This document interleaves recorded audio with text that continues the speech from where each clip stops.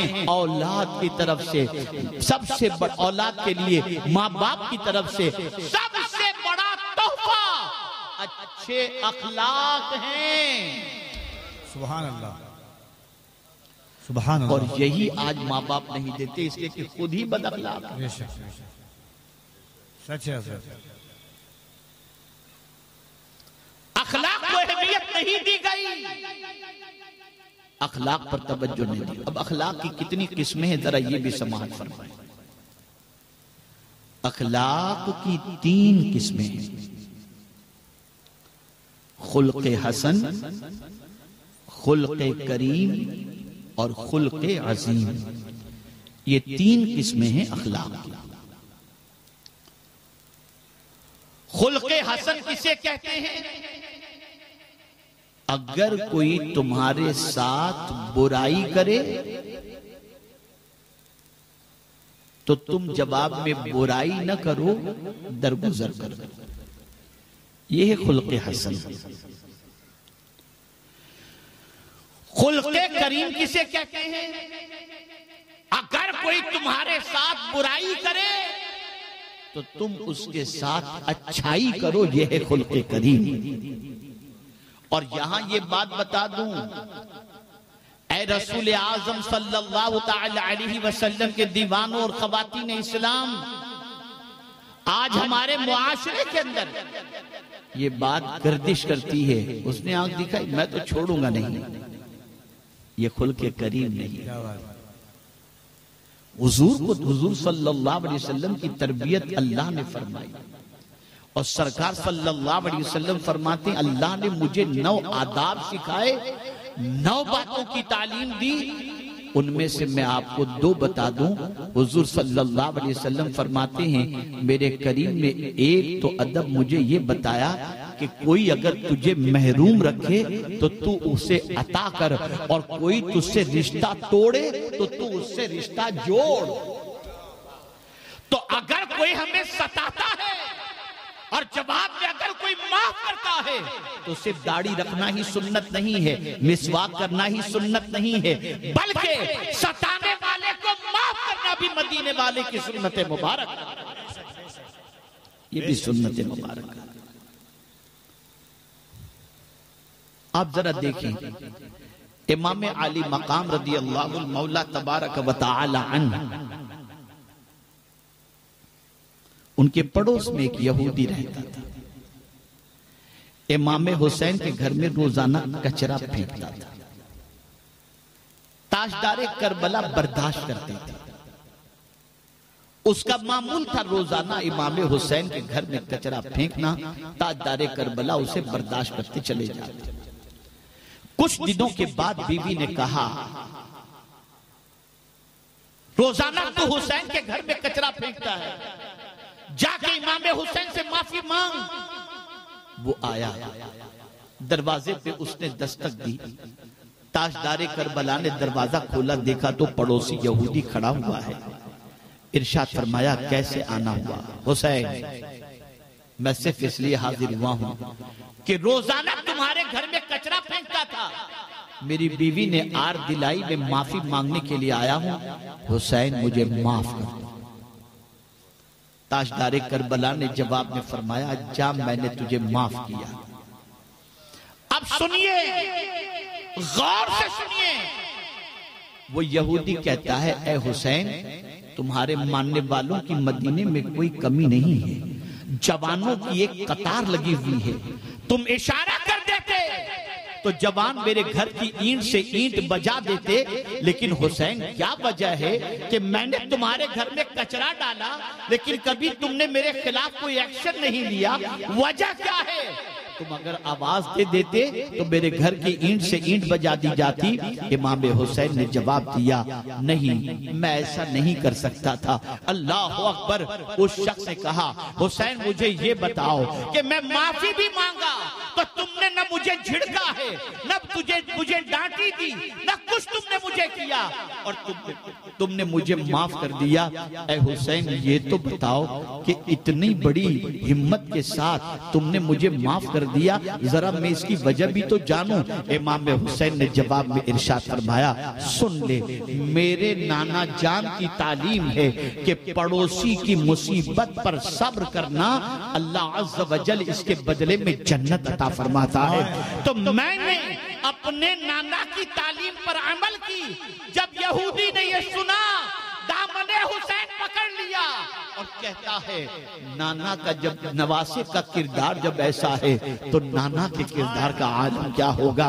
हुसैन मुझे कलेमा पढ़ाकर मुसलमान बना लो, और वो कलेमा पढ़ करके मुसलमान बन जाता है। अखलाक, हमारे अखलाक देखिए, बात करने की तमीज भी नहीं, खाने का अंदाज भी नहीं, एक अजीब सी जिंदगी हमारी बन गई। तो खुल्के करीम उसे कहते हैं कि कोई तुम्हें सताए तुम उसे माफ कर। हमारे यहां यह मामला होता है कि जहां घर में शादी आई तो वहां पर टेंशन भी साथ में आ जाता है, फला रूठा हुआ है, फला से ताल्लुक खराब हो चुके हैं। अब जब वो सोचता है कि जाके उसे रिश्तेदार को मनाओ, अब आया है मुझे मनाने के लिए, जरूरत पड़ी ना मेरी तेरे को, ये सारी चीजें होती हैं। सुन लो, आकाए करीम सल्लल्लाहु अलैहि वसल्लम ने इरशाद फरमाया, अगर कोई शख्स किसी से माफी मांगे और अगर उसे माफ न कर दिया जाए तो माफ न करने वाला कल बरोज़े क़यामत मेरे हौज़े कौसर पर ना आए। तो किसी की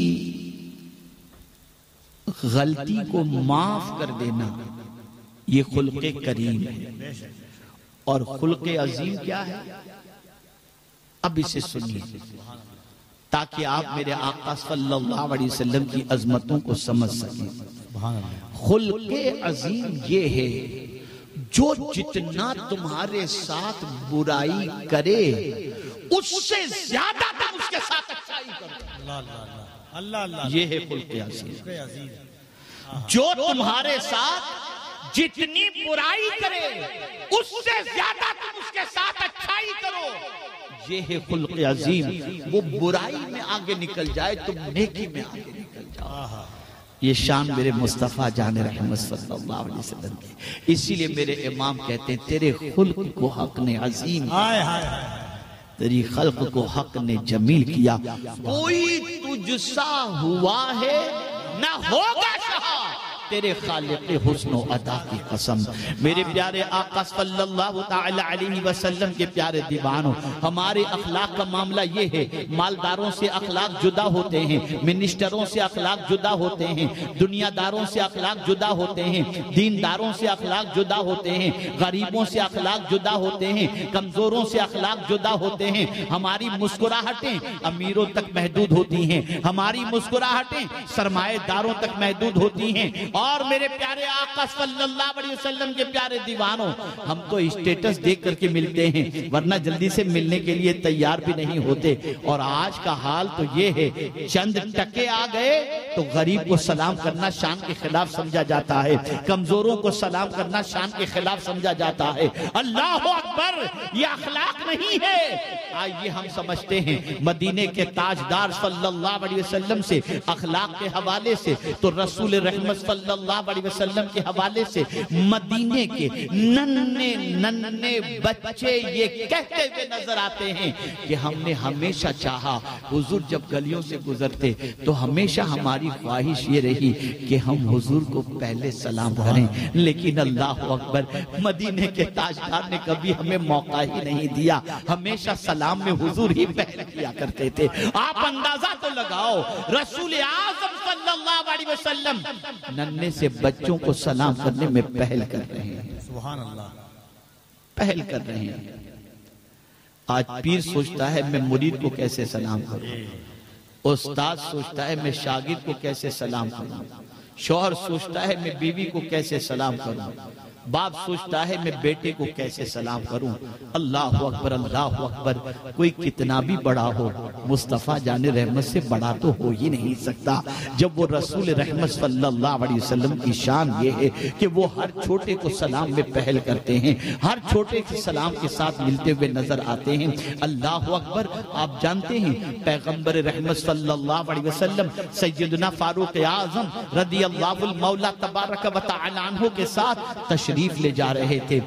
एक मदीने में रहने वाली ऐसी खातून जिसका दिमागी तवाजुन बराबर नहीं था, उसने मदीने की गली में हुजूर को जब देखा, मदीने की गली में, और मक्के में हुजूर की शान क्या थी, महराज में तशरीफ ले गए थे, तो हुजूर का एक कदम फर्श पर था, दूसरा कदम अर्श पर था।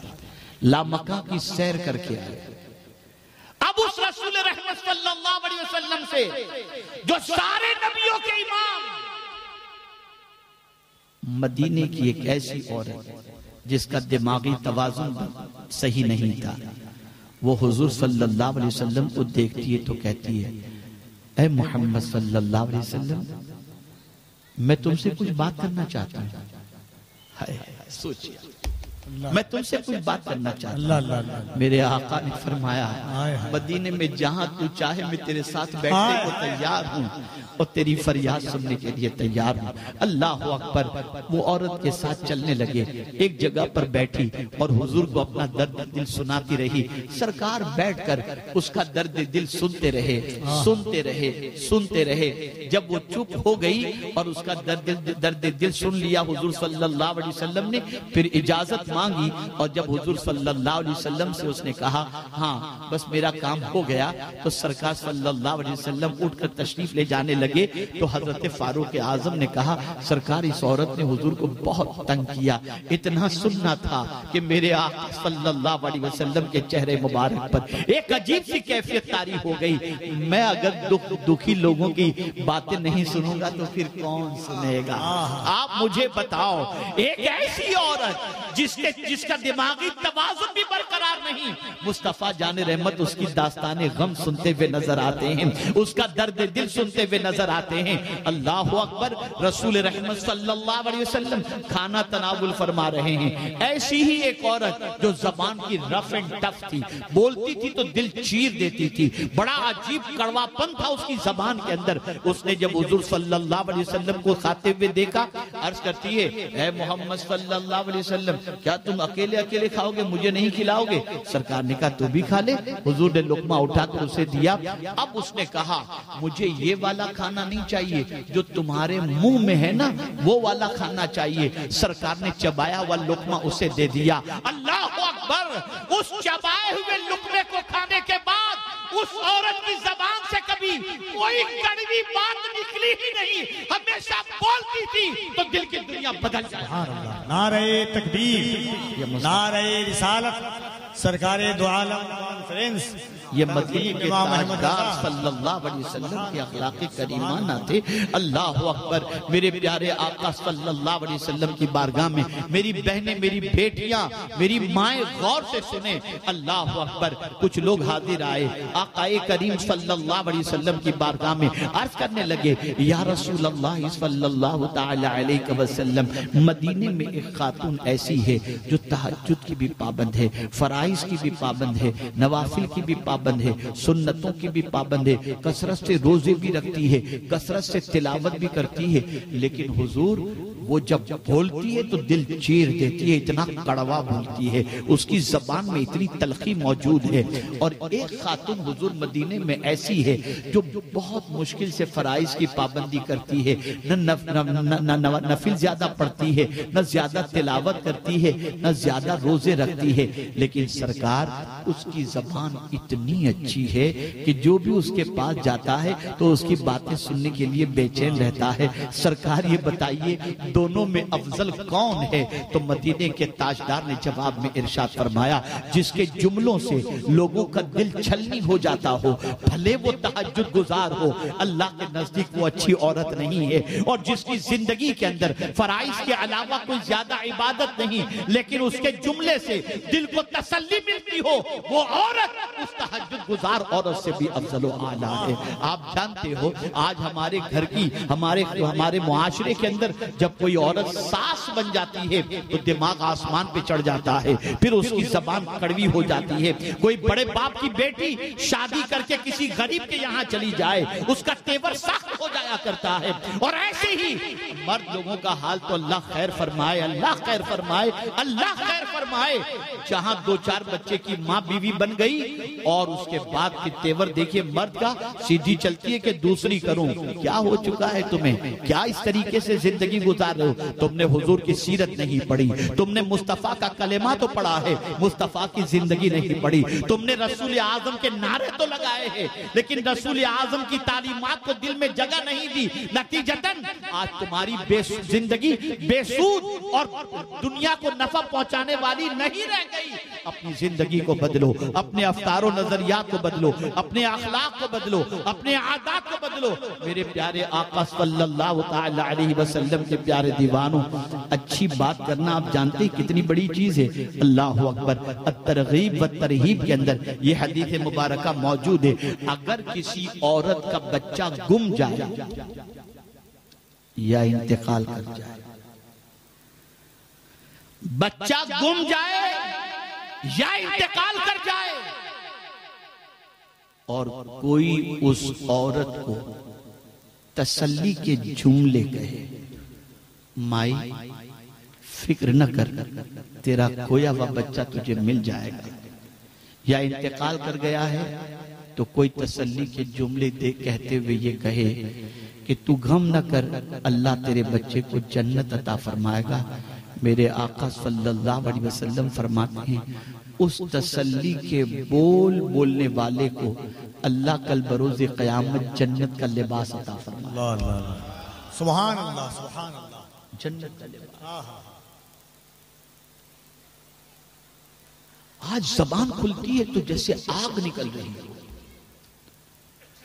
एक अजीब सिचुएशन है, एक अजीब जिंदगी से इंसान दो चार हो चुका है। हम सब भूल गए।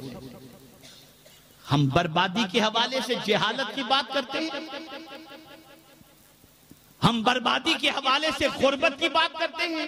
पूछो डॉक्टर इकबाल से तो वो कहते हुए नजर आएंगे, तरीके मुस्तफा को छोड़ना है वजह बर्बादी।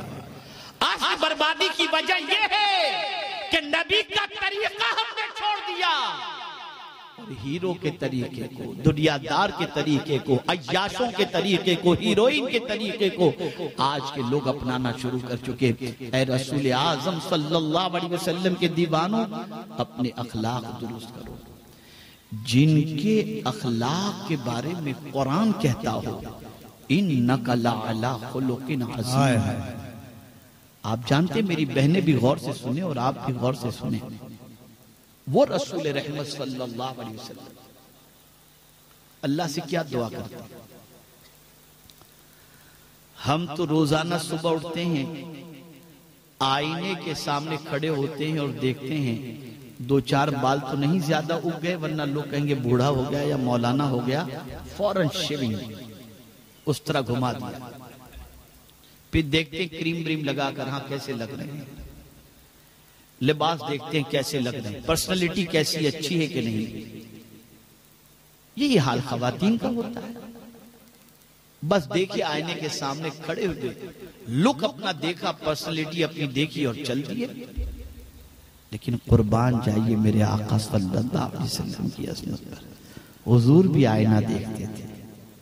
कभी आपको मालूम है कि हुजूर सल्लल्लाहु अलैहि वसल्लम आईना देखकर क्या दुआ करते थे? मालूम है आपको?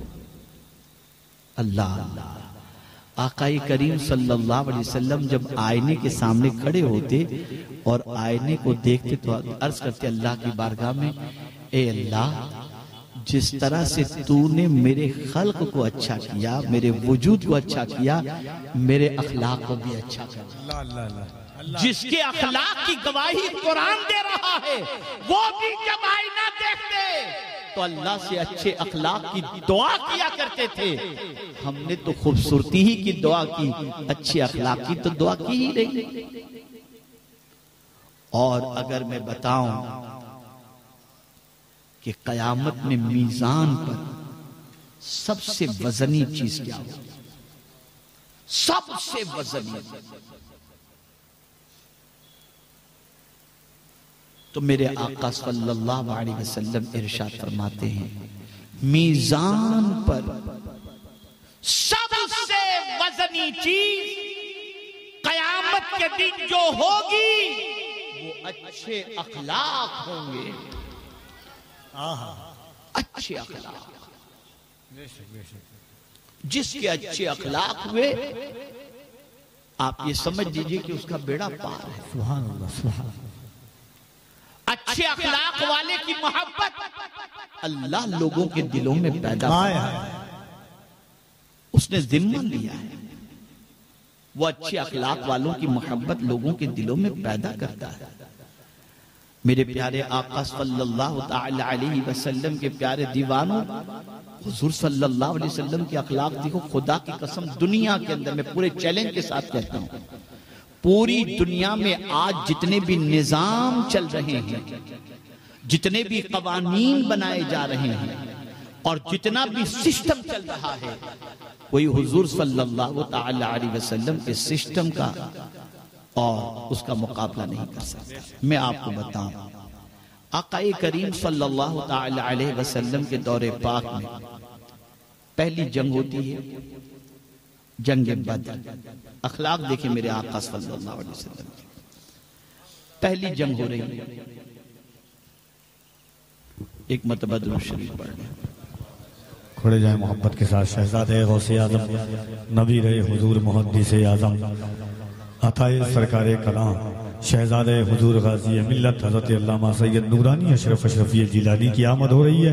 मोहब्बतों के साथ इस्तकबाल कीजिए। नारे तकबीर, जरा बुलंद आवाज से नारे तकबीर, नारे रिसालत। शहजादे हुजूर गाजी मिल्लत, नबी रहे हुजूर मुहद्दिस आजम, औलादे मखदूम अशरफ, औलादे गौसे आजम, सरकारे दो आलम कॉन्फ्रेंस। नारे तकबीर, नारे रिसालत।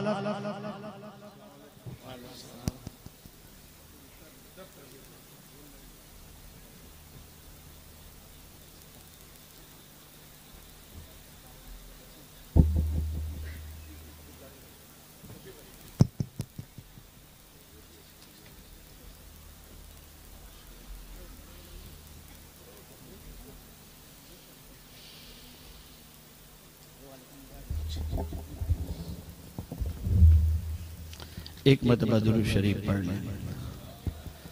अल्लाहुम्मा सल्ली अला सय्यिदिना व मौलाना मुहम्मदिन मअदनिल जुहद वल करम व आलिहिल किराम व इब्निहिल करीम व बारिक व सल्लिम सलातन व सलामन अलैका या सय्यदी या रसूल अल्लाह सल्लल्लाहु अलैहि वसल्लम।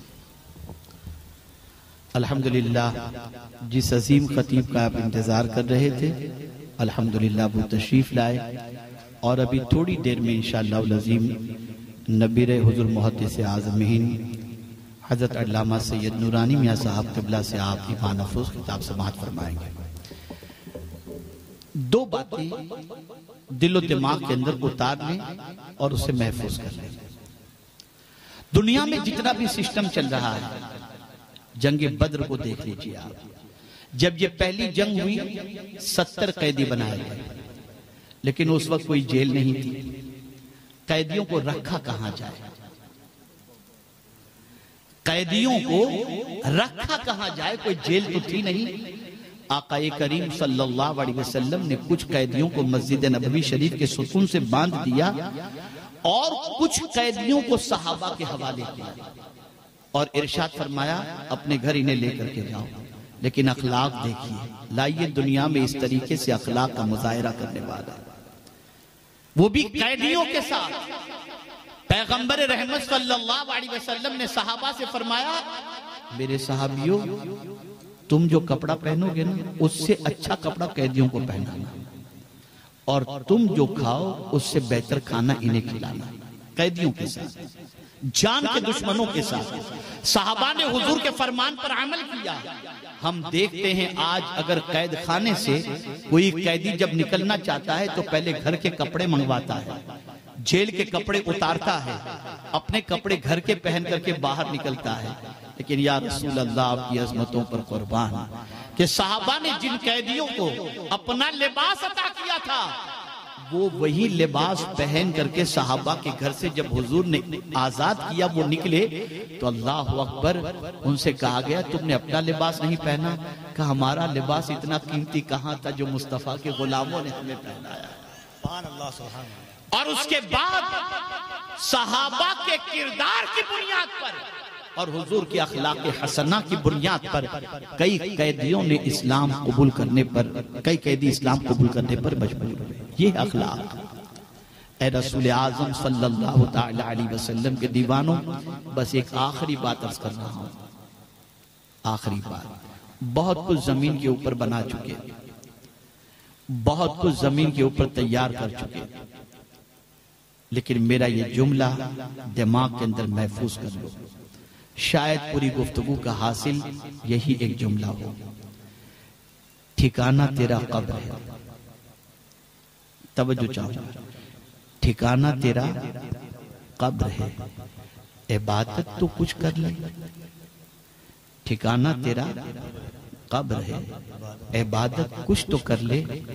कहावत है अपने घर खाली हाथ जाया नहीं करते, अपने घर खाली हाथ जाया नहीं करते। जाना है कब्र में, याद रखिए जाना है। क्या तैयारी है हमारे पास, क्या सामान कब्र है हमारे पास? कब्र की रोशनी का इंतजाम अगर करना चाहते हो तो नमाज की पाबंदी करो। मुस्तफा प्यारे सल्लल्लाहु अलैहि वसल्लम की मुस्कुराहटें अगर कब्र में देखना चाहते हो तो अपने अखलाक को दुरुस्त कर लो। और मीजान के अंदर अगर अपने आमाल में सबसे कीमती चीज को देखना चाहते हो तो अपने अखलाक को दुरुस्त कर लो। ए रसूल आज़म सल्लल्लाहु तआला अलैहि वसल्लम के दीवानों, इन्हीं कलिमात खैर पर मैं अपनी गुफ्तगू खत्म करते हुए आपसे अर्ज करूंगा, जिंदगी बदलो, आदत बदलो, ख्यालात बदलो, पाकीज़ा जिंदगी बनाओ। इंशाअल्लाह दुनिया और आखिरत में अल्लाह रब्बुल इज्जत जल्ल जलालहू सुर्ख रुई अता फरमाएगा, कामयाबी अता फरमाएगा, कामरानी अता फरमाएगा। और मेरे प्यारे आका सल्लल्लाहु तआला अलैहि वसल्लम के प्यारे दीवानों, आकाए करीम सल्लल्लाहु अलैहि वसल्लम ने माह शाबान के हवाले से फरमाया, शहरुल मुतahhir, ये पाक करने वाला महीना है। सुन लो, गुनाह करके जो अकड़ जाए वो शैतान है, गुनाह करके जो अकड़ जाए वो शैतान है, गुनाह करके जो माफी मांगे वो इंसान है, और गुनाह करके जो तौबा कर ले वो अल्लाह का महबूब है। सच्चे दिल से तौबा करो, आइंदा गुनाह न करने का इरादा करो। इंशाअल्लाह दुनिया भी संवर जाएगी और आखिरत भी संवर जाएगी। वमा अलैना इल्लल बलागुल मुबीन। अस्सलामु अलैकुम व रहमतुल्लाहि व बरकातहू।